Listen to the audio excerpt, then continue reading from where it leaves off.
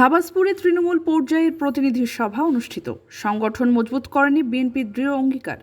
বাংলাদেশ জাতীয়তাবাদী দলের সংগঠনকে তৃণমূল পর্যায়ে আরও শক্তিশালী করার লক্ষ্যে হাবাসপুর ইউনিয়ন বিএনপির উদ্যোগে এক প্রতিনিধি সভার আয়োজন করা হয়েছে।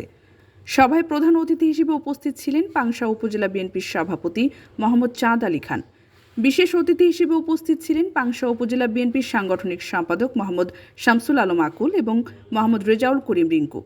এছাড়াও উপস্থিত ছিলেন বাহাদুরপুর ইউনিয়ন বিএনপির সভাপতি মোহাম্মদ লিয়াকত আলী খান এবং হাবাসপুর ইউনিয়ন বিএনপির সাধারণ সম্পাদক মোহাম্মদ হুজ্জাত আলী খান।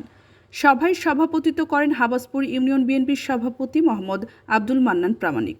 এই প্রতিনিধি সভার মাধ্যমে নেতাকর্মীরা সংগঠনকে আরও শক্তিশালী করার প্রত্যয় ব্যক্ত করেন।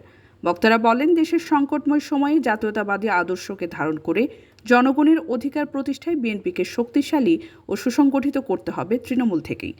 সভাটি ছিল গঠনমূলক, উদ্দীপনামূলক এবং নেতৃত্বের মধ্যে ঐক্য ও শৃঙ্খলার প্রতিফলন।